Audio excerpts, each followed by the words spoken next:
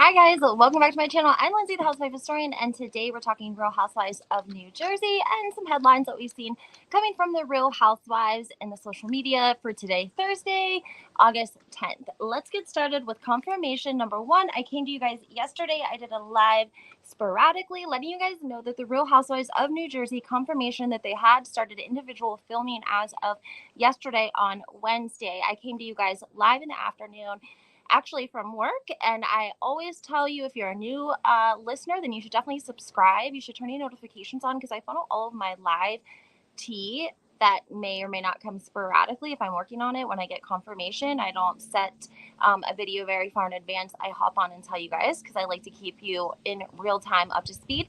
And yesterday I did that when I came to you guys and let you know that the Real Housewives of New Jersey had started filming. So great example of why you got to have your notifications on. I funnel all of my tea through my YouTube channel first as sort of like an advantage for my listeners. So that way it hits YouTube before it hits any of my other platforms like TikTok, Instagram, and Twitter. Today, of course, everything in this video is going to be alleged, and we're going to get started with the Real Housewives of New Jersey. It's been all over online and confirmed today again that the Real Housewives of New Jersey had started filming individuals. We had Melissa Gorga posting a picture, allegedly, of her filming, and we're getting a lot of comments that I have read that are not necessarily in favor of the full cast making a full return to the Real Housewives of New Jersey. And people are scared that we're going to be seeing the same stale storyline that we've seen for over a decade. Now, there was some word on Twitter, or X if you want to call it nowadays. Jay, he posts on Twitter, or X, all the time. He has a big following. And it wasn't Martinis with Eddie, was it? It might have been him. I'm sorry. He posted that we may be seeing a new face this season for the Real Housewives of New Jersey. He posted it on Twitter, so you guys should go check that out. We don't know for sure if she's going to be making an appearance or if she's going to be filming, but there is rumors that there is talk in the works of a couple of other housewives joining the cast of the Real Housewives of New Jersey. We discussed yesterday about what we're likely to see from the women, what they're going to be giving us per their storyline, and we did discuss the fact that we may be seeing a little bit of conflict between Dolores and Teresa. And how do we know that? Because a lot of times they sort of plan in advance and talk about what they're going to see for the character of Teresa this season, or Dolores, Margaret, etc. I think that they do that with their one-on-one producers. However, they kind of know a little bit in advance how things are going to go.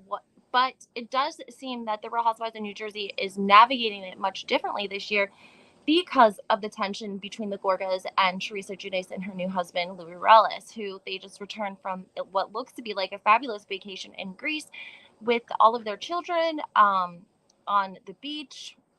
Looks like they're living life up. Looks like they're taking nice vacations. They're traveling with the children. We did see Joe and Melissa travel to Italy we don't really know how long they were in Italy, but they were away and now they're filming. So I also want to talk a little bit about the fact that Erika Jayne is now she's getting sued. So here's the thing. Real Housewives of Beverly Hills, of course, everything in this video is alleged. We have Erika Jayne. We still have the fact that Tom Girardi allegedly stole millions of dollars from burn victims, from widows, from orphans, okay? And here is the issue. We had Erika allegedly showing up and she was present for it. I don't know what kind of event or get together, if you will, for victims of Tom Girardi, but we always have seen a persistent gentleman by Joseph Ramirez who was a burn victim. And I want to give you guys a quick rundown about his situation. He was part of the San Bernardino explosion. He was sitting on the couch next to his girlfriend. This is a trigger warning. And the explosion took place. She actually passed away. And I think he had over 90% of his body burned. He was part of the Hulu documentary as well. Tom was leading him on, taking him to dinner. He was definitely not being upfront with Joseph. I think he allegedly had told Joseph that he would be able to invest the money for him. And when Joseph started to ask for the funds, when he needed them for his medical and for grafting and surgery, he wasn't getting the money. he has always stayed on Erika's ass, in my opinion. And he has such a touching story. It's really hard for people to look past it. But it looks like he is hitting her with a $9 million lawsuit. It looks like Radar Online was first to report it. Here's what has changed. So this is fire burn victim fighting Erika Jayne over a $9 million payment after RHOBH star alleged fraud in court. What has changed is the fact that we've seen Tom Girardi indicted on criminal charges, as well as like the CFO of Girardi and Keese, which was a law firm that Tom Girardi and Keese were running in LA. And he's sitting in jail on a couple $1 million bond. And I think that we're seeing more privilege that viewers and people don't even realize at this point, because here's the thing. If Tom was indicted, Tom needs to post a bond like everyone else would if they were indicted, okay? The fact that Tom Girardi is out on his own recognizance, millions and millions of dollars. I understand that there's dispute about his mental capacity. Yes, he's residing in a facility, assisted living, I don't know what you want to call it, but the fact of the matter is that the other gentleman who received indictments and was not the owner, just the CFO, was tipped off by his woman of the night friend, whom he was paying up to the sums of $20,000 a month for extracurricular activities. I'm sure you can fill in the blanks. This is the CFO of Girardi and Keese. He is taking money. He's paying a woman of the night up to $20,000 a month. She somehow gets word that he's going to get an indictment, enough word in advance that he's able to head to the Jamaica, Bahama area, purchase real estate, and reside down there. And it wasn't until he traveled home to see his sister that he was met with federal agents at the JFK airport, where he was arrested, served with his indictment, and then set bond. But he's still sitting in jail. He's not posted his bond. But Tom Girardi gets served with his indictment, and I think they had a quiet hearing. I want to say around February 3rd. I was in contact with some people that were close to the situation within the judicial system out there, and basically they found that he was, not really competent and not in danger of a flight risk, and they basically let him go on his own recognizance, which is not something you typically see with felonies, high felonies. You see that in like municipal courts. You see that on things that aren't very important, but somebody like Tom Girardi, who maybe he is mentally stable and maybe he's not. We don't know. But, the fact remains that there are lots of people out, hundreds of thousands of millions of dollars, and I don't think that it's maybe necessarily fair that Tom wants to, gets to reside and not have to post a bail like anybody else would. It's not just about the fact that he should be sitting in jail waiting his trial if his co-defendant is not out on his own recognizance, right? Because here's the thing, guys. Number one, you think, oh, well, Tom's in an old folks' home. He's not going anywhere. Go spend a week in the county jail and then tell me if you would rather be at the county jail or if you would rather be at an old folks home. It's just a very simple question. Okay, there's a very, very, very big difference in the way that somebody lives at an assisted living or a nursing home versus the county jail. Please understand that. So again, I think that because of the fact that Tom Girardi had so many connections, we just seen the California State Bar disbar lots of attorneys. I think there were up to 25 of them that they disbarred. We've also seen them go through and clean house, and all of the people that were working with Girardi, they've cut the ties off with, allegedly. Maybe there's more that we don't know about. However, not sure who the attorneys are that are representing the victims. Of course, again, they are representing them in civil cases. They're not they don't have anything to do necessarily with the legal criminal side of the case, because the civil case is strictly money, guys. You're never going to see a prisoner jail sentence at the end of a civil case. Civil case is strictly money, right? Then you have municipal court. Municipal is low-level crimes and traffic, okay? And then you have felony. That's when you're dealing with the federal government. It's not a state crime, it's a federal crime. And that's the level that we see Tom Girardi at. And his people that are really looking for, resolution or their money, or that are in civil court with them, really don't have anything to do with his bond or his federal case, unless if federal agents are putting together a case and they're going to be using these victims as witnesses. But regardless, at the end of the day, it's really the state prosecuting. Not the state. It's the federal government that's prosecuting Tom Girardi. So it doesn't make a lot of sense that on one hand, they're giving him a slap on the wrist when it comes to his bond and his own recognizance and getting to stay in the old folks home, and versus getting an indictment finally 3 years after all of this blew up in Tom and Erika's face. Now, Erika is still on Real Housewives of Beverly Hills. She's going to be making a return this season. She's lost a lot of weight. And most people, 90% of people, have made their claims on social media that they believe that she is allegedly on the Ozempic train. However, Erika went on Watch What Happens Live, where she told Andy Cohen that it was not Ozempic, it was actually menopause. You should know that Watch What Happens Live episode did not even make it in the top 400 episodes, and I don't even think that the footage is now available for rewatch. The episode was that boring, that bad.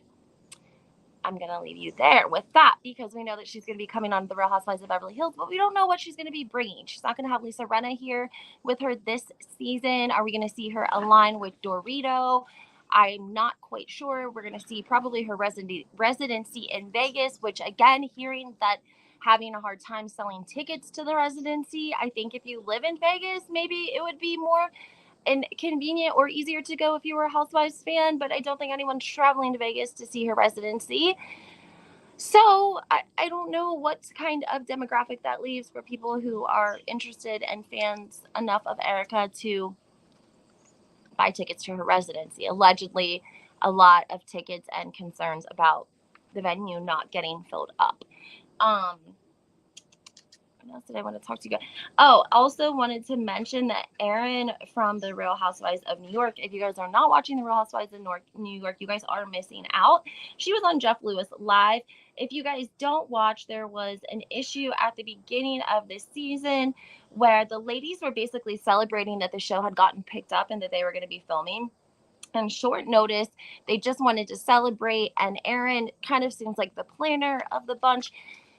She was able to get a well-known restaurant in New York City to host them, but allegedly Sai and Brynn didn't want to go there, so they said they retired, but went out on their own and then posted video of themselves out and about this like trendy restaurant, right? So she finally names the restaurant that allegedly was not good enough for Sai and Brynn, and it was called Catch. So everyone who is from like the New York City area was wondering what restaurant is she talking about that they don't want to go to.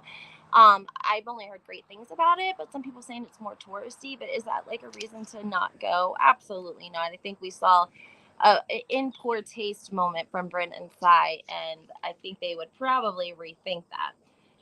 In the whole on the note of Jeff Lewis, okay, Erin was on his podcast, and then also allegedly Caroline Manzo was supposed to be on his podcast. I don't know if it was the same day as Erin or the day before, but allegedly she was live, and she somehow saw Andy Cohen walking down the hallway, and so she got up to like hug him and greet him and kind of left Jeff Lewis hanging live on the air. Was a little confused on where she saw Andy Cohen walking down the hallway at, because she must have been filming within NBC Universal. That seems strange considering everything that's went on with the Real Housewives Ultimate Girls Trip, and the fact that we're not going to be seeing it until early 2024, which is 4 or 5 months away, and that's being generous. It's a little sketchy. If you guys don't know what happened, there were allegations between Brandy Glanville from Caroline Manzo that Brandy had her in an awkward, uncomfortable position within the bathroom in Morocco, and allegedly both of them being intoxicated, yada, yada, yada. We've heard the words a lawsuit around Caroline Manzo's name. We know that she was definitely looking into making a return to the Real Housewives of New Jersey, as Andy Cohen did put it in his book that Caroline called him after watching the Real Housewives of New Jersey because she feels so very much activated by Teresa.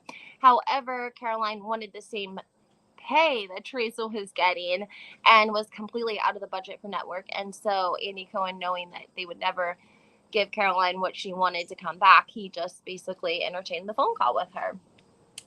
Real Housewives of Orange County aired last night, I think, guys. Not getting really, and not seeing a lot of high ratings as it pertains. The ladies are having some sort of like a Halloween party, kind of. They dress up as each other, which does seem to be kind of cute and endearing. But it seems like the other ladies are turning on Heather Dubrow, who is not going to take it. And allegedly, she's going to be going to Beverly Hills next season anyways. Her and Terry, Dr. Terry, plastic surgeon Terry Dubrow, sold their their Orange County mansion and traded it in for a chic LA expensive apartment. So allegedly, Heather's going to be making her transition to Beverly Hills next season. Erika Jayne was asked in a recent interview about that, and she said that she welcomes Heather. So I think we'll expect to see that, because I think that they're going to be putting, sorry, this thought, I have to write it down before I forget about it. I think they're going to be putting RHOC on pause. I mean, really, that's just all there is to it. Real Housewives of Salt Lake City also came out with their promotional photo. Lisa Barlow and Heather are center with 2 ladies on either side of them, Whitney and Meredith on. So it's Angie, Whitney, Lisa, Heather, Meredith, and then another girl. And I think we might have seen her. We might have seen the new girl, but she wasn't important enough to actually remember at this point. Jeff Lewis on Watch What Happens Live also was asked about Kyle Richards on Watch What Happens Live, and he said he was so pissed that she didn't tell him that she was a lesbian on Ozempic. As a joke, TMZ caught him out this morning. They said, hey, is there anything that you regret saying last night on Watch What Happens Live? Jeff was like, ugh. And he said that he had texted Kyle this morning real early at 6:30, and he still hadn't heard back from her. So he said he was very sorry, and that he was trying to make fun of the situation and the fact that it was completely outrageous that she would be on Ozempic or a lesbian. Now, we are hearing rumors that Kyle Richards is getting her foot back in the production door, except it's going to be as it pertains to Morgan, her alleged sober friend, who may or may not be more than a friend, right? So allegedly Kyle taking a dip back into the production world, and allegedly being the producer of Morgan's new documentary coming out. And I think she was producer on Morgan's music video that I showed you guys a clip of, where Morgan and Kyle tried to play off the idea that they are in any sort of a relationship. And Morgan her voice has a very strong Southern accent, if you will, and it doesn't meet her body. When she talks, it doesn't seem like that's her talking, but she's very beautiful. She sounds very nice, and she kind of talks like what was she saying? She was like, oh, this one sneezes over here and they write 20 articles on her. I mean, we're just gonna troll the trollers. And Kyle's like, might as well, if they're gonna talk, give him something to talk about. Morgan's like, every time I have a music video, people accuse my love interest in the music video of being my girlfriend. She's really cute. Also, what else did I want to tell you guys? Tori Spelling's allegedly living at the RV park. Man, I feel so bad with her children. I think there was an article ran. I don't know who it was ran by. I want to say People. She's probably selling articles.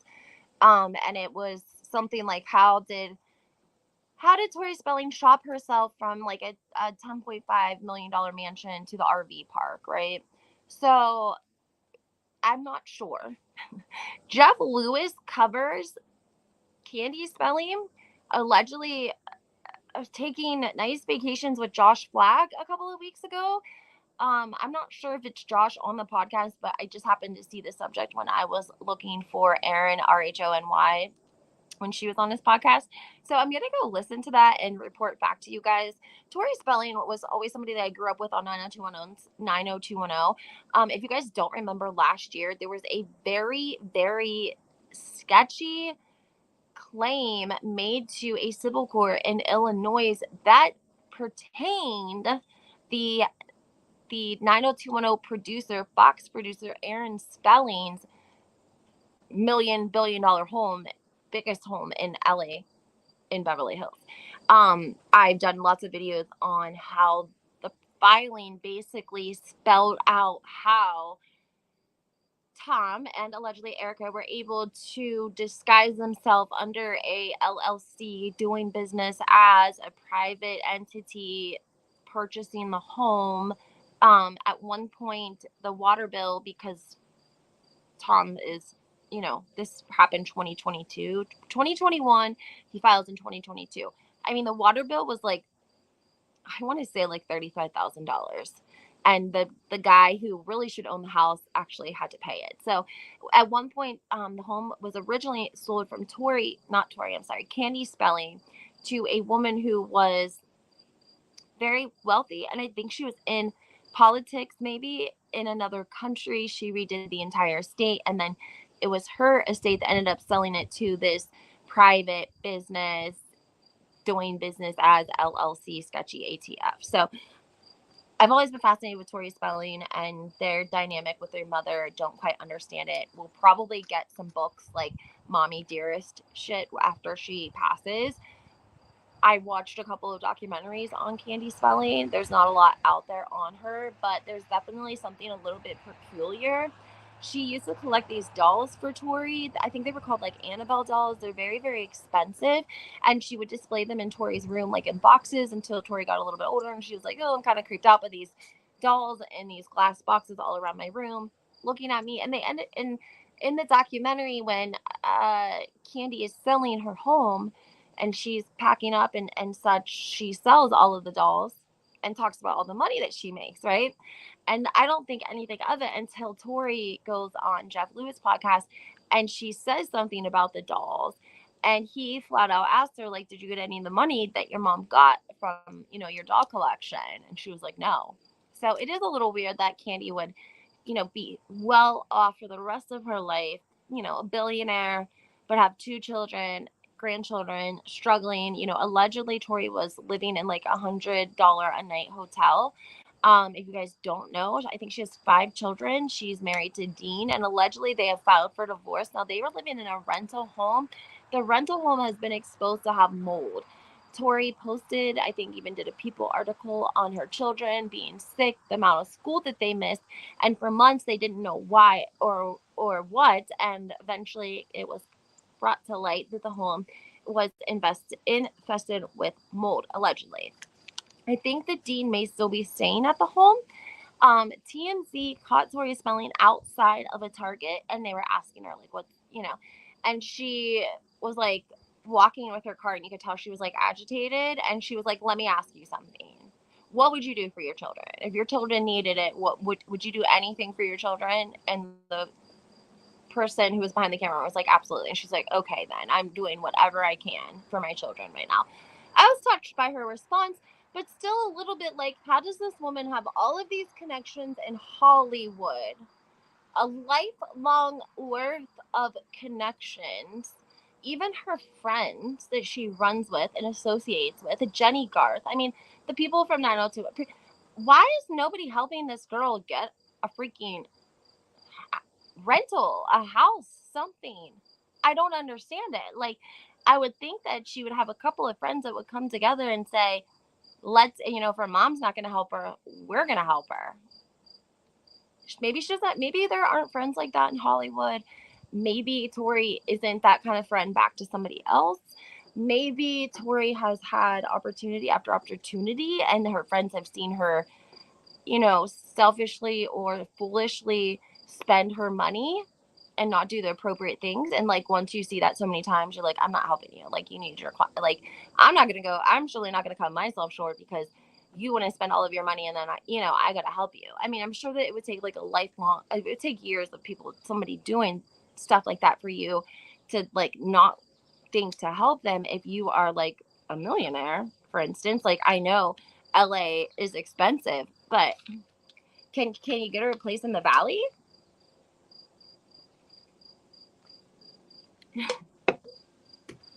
A rental? I don't understand. Let me know your comments on that. Hold on one more second, guys. I want to tell you something else.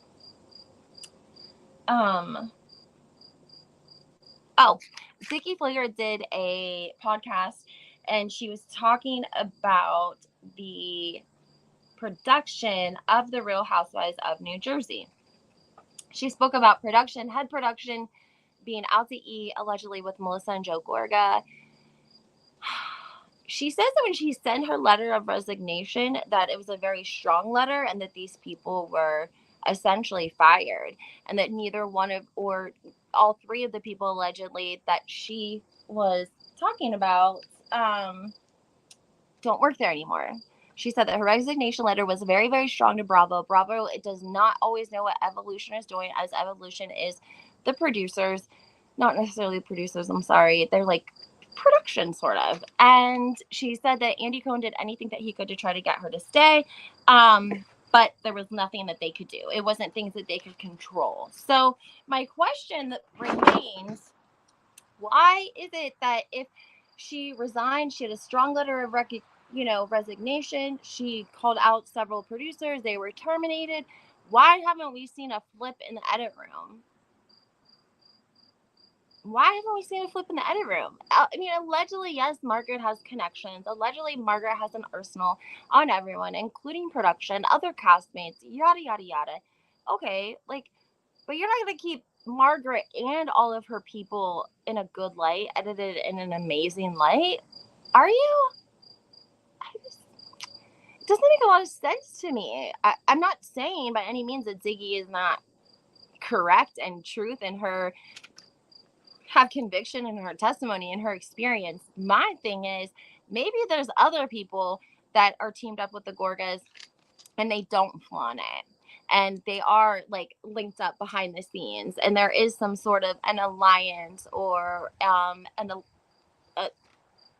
alliance, a loyalty among producers, cast, i.e. Melissa and Joe, allegedly, because it seems to me that if these producers had such pull that they controlled the edit for over a decade on Melissa and Joe Gorga, allegedly, with everything that we now know, the fake purses, the lawsuits alone, guys. I mean, lots and lots of things that were buried that kind of flew under. And I always say that Teresa and Joe Giudice, they ruled the headlines for several years between the indictment, her going to prison, coming home, him going to prison, going to ICE, getting deported, them going to Italy.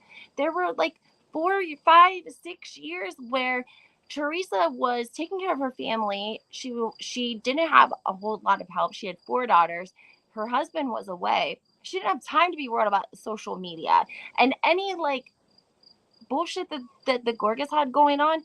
It flew so under, like it wasn't as headline-ish, if you will. It wasn't going to get as many copies sold, if you will. Their headlines weren't as big as Teresa and Joe Giudice's for many, many years. So yes, the Gorgas, their car salesman that they brought on the Real Housewives of Beverly Hills was on America's Most Wanted list for being fraud.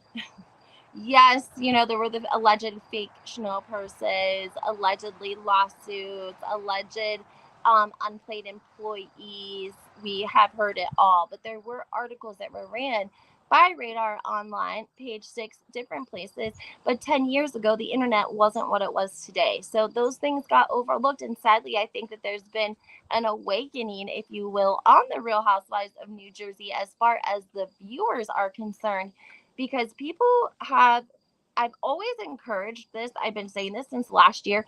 Go back and watch from the beginning. Just watch a couple of episodes. You don't even go back to season 1. Go back to when the Gorgas first came on the show. Watch just a couple of episodes from each season. I get people all of the time that DM me, comment, message me, and say, my entire perspective changed after I went back and watched some of the older episodes. So if you are someone who loves Melissa and Joe, you are welcome here. Everyone has a seat at the table. That's why I created this channel. No one is to feel intimidated. Everyone has the right to their opinion. We can't all love the same housewives, right? But if you used to like the Gorgas and you had an experience where your eyes were sort of open, tell me about it, comment it, so that maybe other people can get that same knowledge and have a little bit of their eyes open to what may or may not have actually been going down, because hindsight is 2020, right, guys? That is it for today, guys. Thursday, August 10th. I hope you guys have a great day, and make sure that you guys check out I'm on TikTok, I'm on Twitter, I'm on YouTube. Oh, I'm sorry, on YouTube. I'm on Instagram. I also have my website, www.lindsayco.com. If you're interested in any sort of prison reform, that's the place to find me. And you can also email me at housewifehistorian2022 at gmail.com. I hope you guys have a great day.